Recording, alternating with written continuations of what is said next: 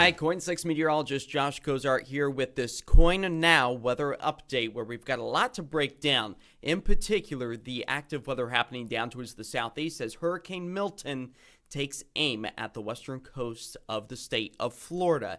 The Sunshine State already coming off the heels of Hurricane Helene less than 2 weeks ago, so this still remains majorly impactful for much of the southeast as we are expecting to hold on to the potential for tornadoes, storm surge, and also the threat of damaging winds and also a lot of rain for not only Florida but much of the southeast. So let's go ahead, we'll dive into it. I want to go ahead and show you a live look right now just to the bottom of your screen. That is the shoreline courtesy Earth camera there, just showing the waves, the storm surge already starting to make its appearance with our radar and satellite also depicting that the eye wall is nearing the Tampa, Florida area. Now over the past, I would say 12 hours or so, a lot of the weather models have actually started to push the track just a little bit further south of the Tampa Bay area. That's good news because it's a bay, and that means a lot of water is going to try to funnel its way into a very small channel, creating magnificent and unheard of storm surge, really pushing into that area. So I'll go ahead and kind of zoom in for us here. The winds right now around the center of the eye wall, we'll go ahead and just kind of take a closer look at exactly where things are. 120 miles per hour as it tracks its way to the northeast at about 17 miles per hour. I want to go ahead and turn things back over to our radar just to give you a little bit better of an idea. And I'm going to try and get our arrow here so we can really pinpoint exactly where the worst of the storm potentially is, and that is really going to be in this right quadrant. So that's where the winds are really able to wrap up and around, grab a lot of the storm surge, so the waters of the Gulf of Mexico, and push its way onshore. That's going to be the most devastating area.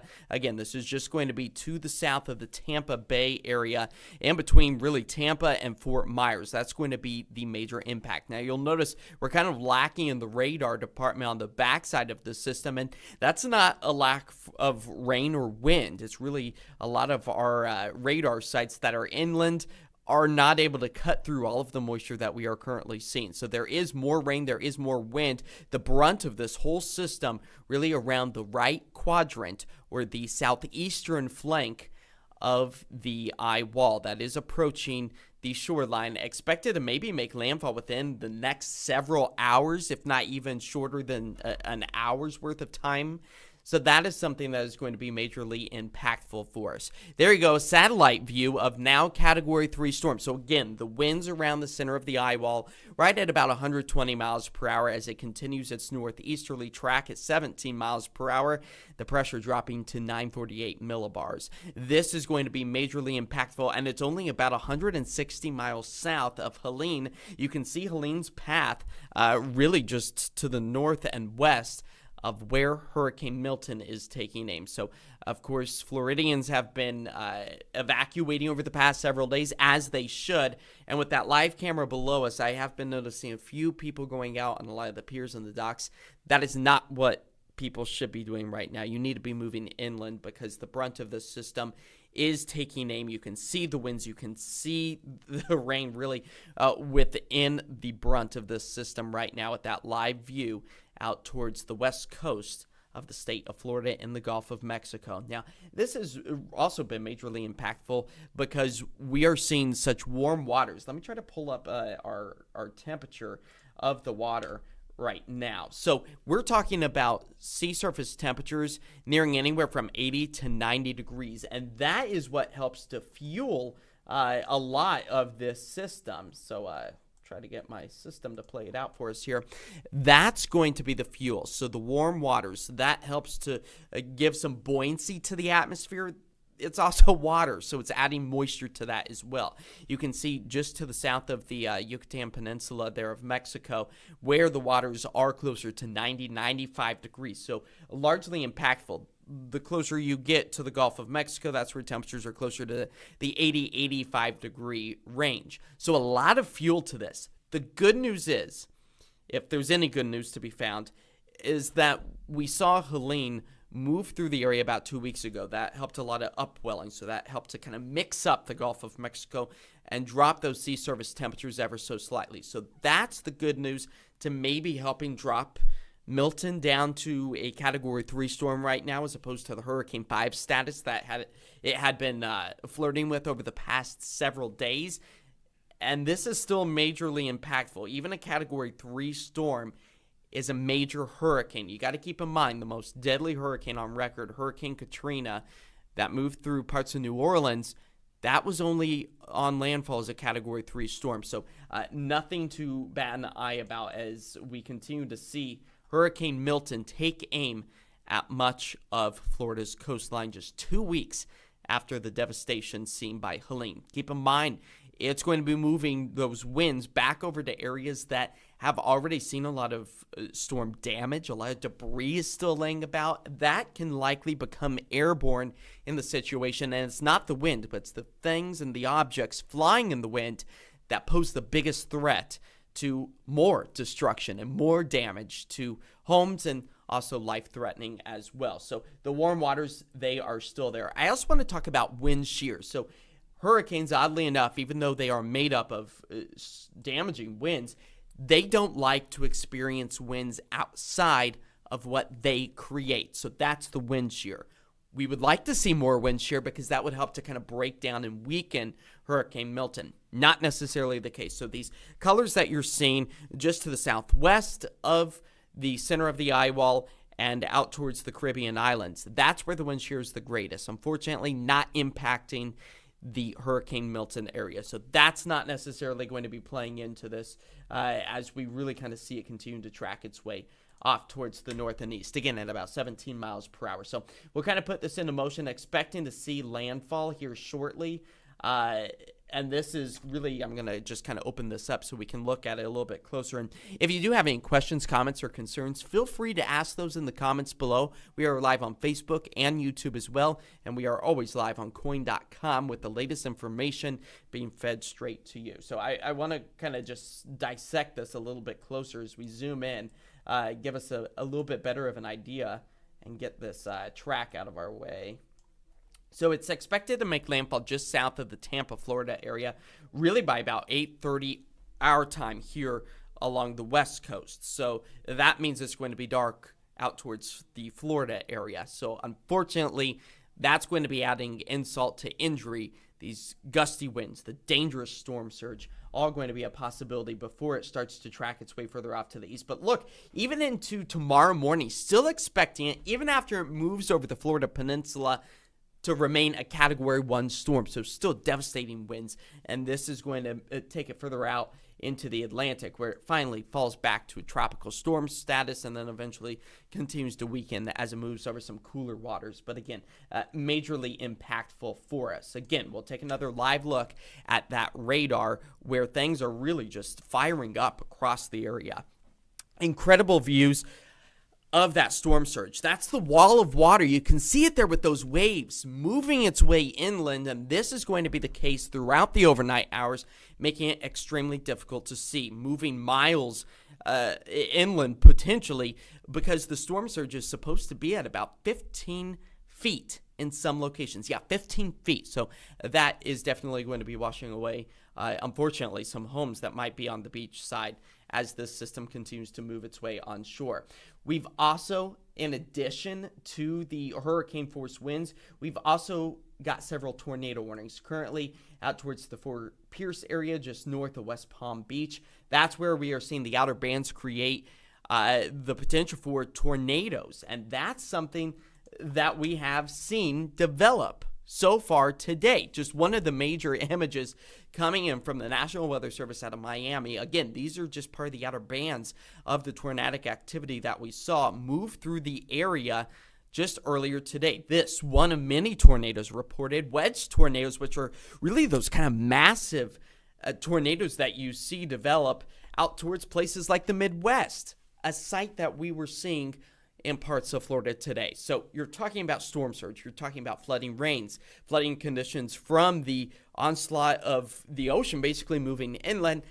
But then to add to that, you have the potential for tornadoes, and this is going to even take us past the outer bands. Once the eye wall moves on shore, after we see about 120-mile-per-hour winds, the threat of tornadoes still remains, and that also is going to include likely parts of the Carolinas as this storm weakens, moves its way back out over the Atlantic. So majorly impactful for all of us. I do want to break down exactly what storm surge is. So with a Category 3 storm, that's where we typically see winds of about 111, 129 miles per hour. We typically like to have these in knots, so that's why these numbers are kind of not right on the money. But when you convert it to the miles per hour, it's going to be anywhere from 111 to 129 miles per hour. So those winds are helping to push all of that water from the Gulf of Mexico inland. Not to mention the winds are going to be destructive to the trees, the canopy, really destroying that. And then all of that becomes airborne as well before it starts to tear off shingles and siding. That too becomes airborne, breaking windows and also just acting a bit like a shredder, moving its way over much of the Florida coastline over the next several hours as the eye wall approaches. Now, when we're talking about a Category 4 storm, this does have a history of creating that. You're talking about 130 mile per hour to 156 mile per hour winds. Again, that storm surge only becomes higher. So right now we're forecasting anywhere from about 10 to 15 feet as it continues to move its way inland. So major impacts as far as the flooding goes. And then you have to talk about people who maybe did not heed the warning to evacuate or were unable to. That's where your home can become flooded. People become trapped in their attics, on their roofs. Just hearing some of the horrific stories from Hurricane Helene just 2 weeks ago in the same area, just truly devastating. And all we can do is send our thoughts and prayers for all of the people in the Southeast dealing with this system once more. Now, as far as our weather, to kind of transition things, really going to be talking about that cloud coverage that still remains overhead, 65 degrees. That's where best shot. So there you go. That's where that solar flare happened. We're in the peak of our latest solar cycle, so it's not surprising to see conditions like this. Sending a KP level greater than 8, potentially. We're looking at like 8.3. That gives us a better chance of potentially seeing the northern lights again Thursday night. So where are we heading as far as this potential goes? Likely going to be seeing it south of our area. So this is going to include much of the Pacific Northwest, much of Oregon, much of Washington, all a very real potential. Again, this forecasting is so unpredictable. We know that the energy is there. We know it's coming our way. But will it actually put on a show over the Pacific Northwest, or maybe it'll be over the Great Lakes? Pinpointing that is almost impossible for us. And hopefully with all of this activity, the scientists at NASA, the people who know space weather a little bit more than us meteorologists, will get the upper hand and a better understanding of how to predict these and where. So overall, we just kind of got to open up this umbrella and give us a better chance of potentially seeing those northern lights visible over the northern half of the country, and that does include the Portland, Vancouver metro area. Of course, you want to make sure you head out away from the city lights, but it's going to be the cloud coverage that is going to be our biggest deterrent of potentially seeing this view. Again, it's Thursday night. That's our best next chance. After sunset, so we're talking about 8, 9 o'clock, extending all the way into the midnight hour, a very real possibility. That's where you want to look to the northern horizon. That's going to be your best chance. If we get lucky enough, you might be able to actually look overhead and to be able to see the northern lights, but to get away from those city lights. And if you can't necessarily see it with the naked eye, if you've got a smartphone with the long exposure, that's going to be your best chance of potentially picking up on that sight, again, of the northern lights. But dress in layers if you are going to head out to maybe a rural area, because temperatures will be into the 50s, if not even the upper 40s in some locations, especially as you maybe head out towards the wine country area. So something to look forward to. Again, Thursday night, we've got all of those details right now at KOIN.com. As far as our live look goes, beautiful conditions as the sunshine once again returns to the Portland, Vancouver metro area. Downtown looking mighty fine as we have warmed up into the mid-60s. Likely going to kind of keep that mix of the cloud and the sunshine as we move our way through the rest of the day. You can see that cloud coverage slowly starting to break apart after we managed to pick up on maybe a stray raindrop or two. But for the most part, a really nice day finally starting to take shape for us. As far as the impacts go with the Hurricane Milton down towards the southeast, that's where it's really going to kind of stall out a lot of our weather pattern. It's going to keep that ridge of high pressure over much of the country. That's where the warmer weather is through the Great Plains. Mild conditions for us here in the Pacific Northwest. And we do try to push that trough ever so closer to our area, but unfortunately not impacting us until we roll into about the middle of next week. So we kind of stay on this mild and dry weather pattern as finally we start to see Hurricane Milton exit our area. As far as our futurecast goes, seeing the cloud coverage, for the most part, still stay overhead for tonight. Again, northern lights, less than ideal for this evening. But then Thursday, that's where we want to watch the cloud coverage ever so closely. That's where we expect to pick up on a little bit of an easterly breeze out of the northeast. That will likely help us to warm back up into the 70s, above our average for this time of year. We should be hovering in towards the mid to upper 60s for the middle of October, but that won't be the case come Thursday. Maybe a raindrop or two over the foothills of the Cascades, but low impact. And unfortunately, that cloud coverage likely staying with us until about the midnight hour on Friday. We get some clearing, so I don't want to stop you from going out and seeing the lights on Thursday night and a Friday morning, again, close to midnight. You might have the opportunity, but the window of opportunity might only extend for only about 30 minutes. So you got to time it right and keep an eye to the skies. That cloud coverage once again returns for the start of, or I should say Saturday night into Sunday morning. But as far as the cloud coverage goes, not producing significant moisture, a lot of zeros there. As our rain deficit now grows to over 3/10 of an inch here in the Rose City. We've already picked up at about 3/10 of an inch, but we still need to see more. This is typically our 6th wettest month of the year, averaging almost 3.5 inches of rain. So for later this afternoon, expecting our temperatures to get back up into the upper 60s, and then for tonight's forecasts, keeping that cloud coverage for the most part, 48 degrees is where we expect to fall to. And again, just another live look right now at Hurricane Milton, just truly a spectacular sight to see. Devastating, unfortunately, for our friends down towards the southeast. That's where we expect to pick up really on the brunt of this activity. So this is going to be something that we are talking about not only on KOIN 6 News later tonight, but really for the next several days as that threat still remains across our area. And we'll go ahead and give you that split screen once more.